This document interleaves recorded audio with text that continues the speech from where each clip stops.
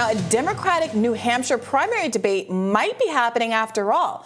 As we gear up for 2024, President Joe Biden has not taken part in the 2024 Democratic primary debates thus far. Forward Party co-chair Andrew Yang tweeted yesterday, "I'm hearing there may be a Democratic primary debate in New Hampshire. Very exciting. But Biden is not even on the primary ballot in New Hampshire. The question is, who will participate?"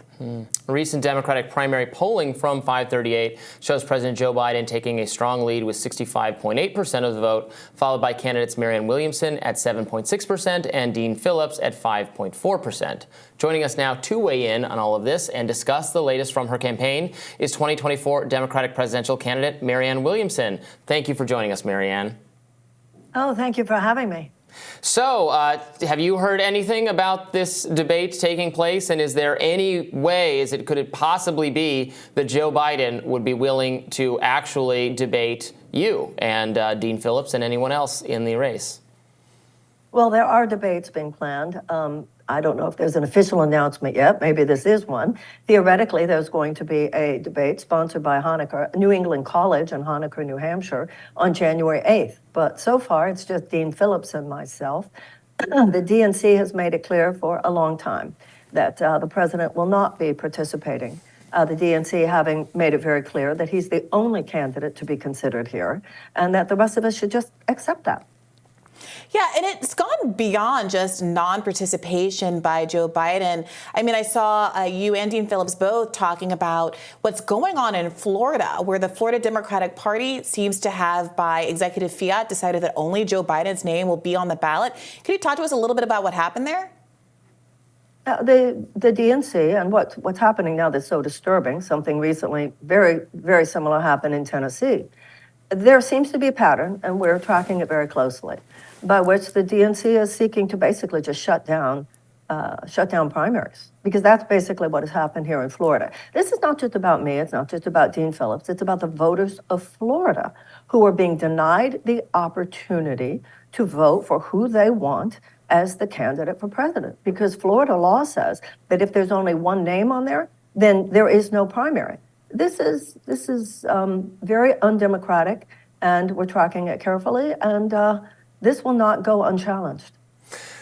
So much of the rhetoric coming from Democratic pundits, from media figures, is about the existential stake they say that democracy is facing. Democracy is at risk because of Republicans and because of Donald Trump, what he did last time, what he may do next time. How can they continue to make that case while at the same time not allowing for real choice, real democracy in their own coalition at a time where Joe Biden clearly has massive liabilities, that many Democrats think he may be too old to run? He's polling very badly against Donald Trump and then even worse against some of the other Republicans in many of the swing states. But democracy is the most important thing, the cardinal value. That's why we need a Democrat, according to these people. And yet we're not having a fair primary. Why? Well, what you're saying is exactly the point. They are saying that because democracy is at risk, we must suppress democracy. So what they're saying is that they, in their infinite wisdom, which is actually their wisdom, their infinite arrogance and sense of entitlement, have the right to decide who is the best challenger to Donald Trump. Their claim, of course, is how dangerous it is if Donald Trump gets back into the White House. I don't disagree with how dangerous it is if Trump gets back in the White House. My point is that, as Thomas Jefferson said, the only safe repository for power, therefore decision-making authority, is in the hands of the people. It should be the Democratic voters, or any voter, depending on whether or not it's an open primary, which New Hampshire is, who make the decision who is the strongest candidate. Now, what you said, Robbie, is very true, and the whole country is seeing it. This facade that because Biden beat him last time, we should all assume that he's the best one to beat him this time. It's crumbling. It's crumbling. People understand that this is a very different election. As a matter of fact, I think this election is far more like 2016 than it is like 2020. And unfortunately, the Democratic Party is acting with the same arrogance that they did in 2016. Let the people decide. So what they have, their strategy clearly is to attack Dean and to invisibilize me. And a lot of people are seeing this. And if they think that this is going to work in the general, people are seeing what's going on. And I can't speak for the Dean campaign, but I'm not going quietly into the night. I know what is at stake here, just as they do. So does everybody. They're not the only ones who recognize there's a risk. I'm not. I'm not doing this because I don't recognize what a risk there is in a Trump reelection. I'm doing this because the fascists are at the door, every bit as much as Joe Biden is, and those of us who disagree with them are just as smart as they are and just as sophisticated in our political analysis as they are. If they were so smart, we wouldn't have lost to Trump the first time. Yeah, Marianne, you very notably have maintained a consistent lead over Dean Phillips, despite he being one of the many candidates who's able to sort of independently fund. He's a multi-millionaire. You have a candidate like RFK Jr., who is the beneficiary of a multi-million-dollar super PAC.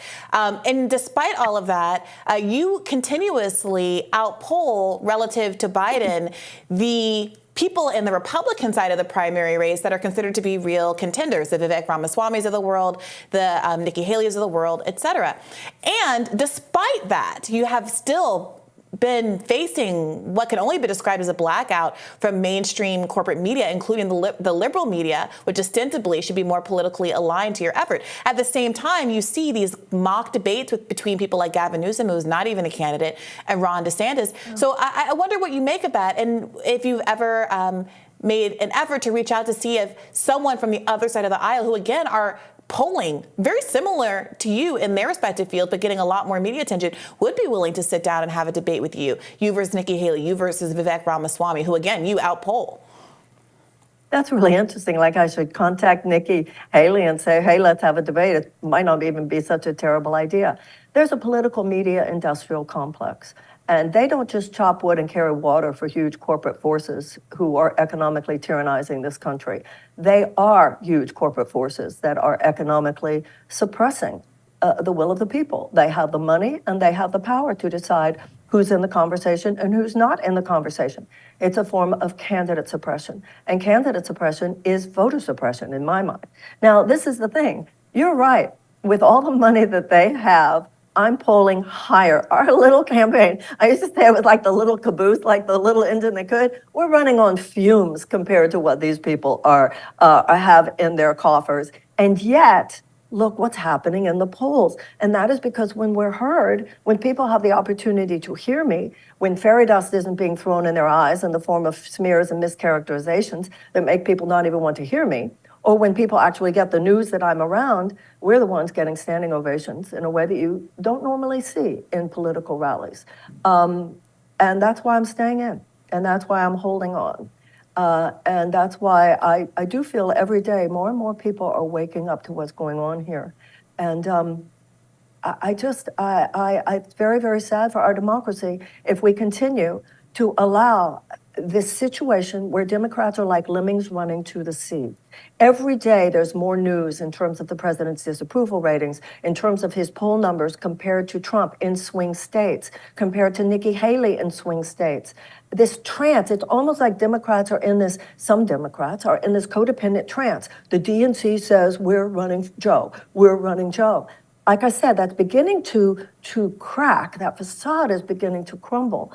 But it needs to crumble fast enough. And people like Joe Scarborough on Morning Joe saying that there is no Democratic primary, and other minions of the Democratic Party who promulgate these lies. And these are lies. This is no different than Sean Spicer coming out and saying that we had the biggest crowd of any inauguration, right? And then we showed the pictures. Well, actually, there were more at Obama's. Sean Spicer came back and said, we had the biggest crowd. These are lies that people are promulgating.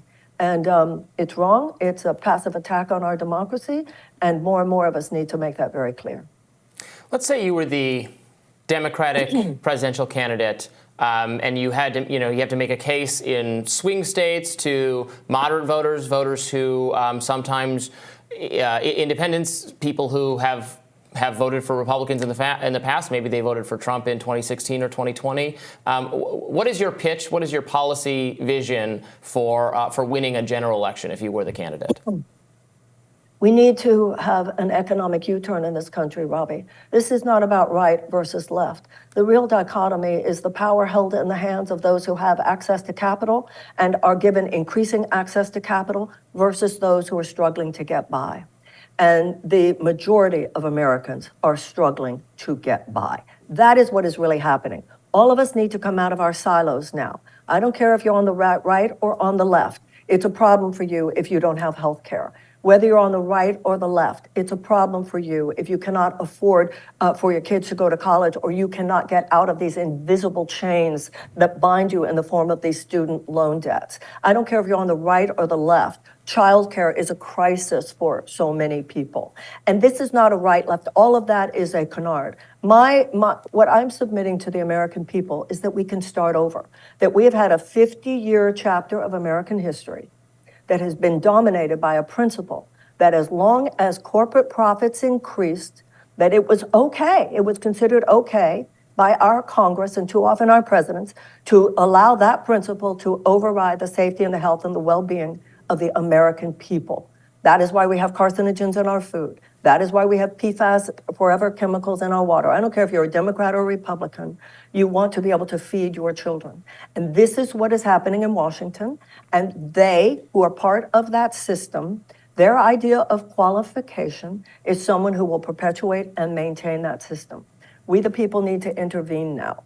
We need to cut the cord with that aberrational, economically unjust system by which democratic principles and humanitarian principles have been superseded so that a small group of Americans who have money and are using the U.S. Treasury as their piggy bank, they should be given the same equal rights as every other citizen of the United States. Right now, they're given far more rights, including economic rights, and I will be a president who stops that. We need to make an economic U-turn and a new beginning in the American people. And that's how we're going to beat the fascists. We are going to beat the fascists by offering to the American people a chance at a much better life. Universal health care, tuition-free college and tech school, the removal of those college loan debts, subsidized child care, paid family leave, guaranteed affordable housing, and a guaranteed living wage.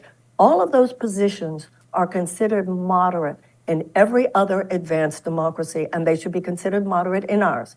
So when Franklin Roosevelt said we wouldn't have to worry about a fascist takeover as long as democracy delivered on its promises, that is how we're going to beat the fascists in 2024, not by warning people or scolding people, but by inspiring people and making it clear things can be much better if we pass these policies.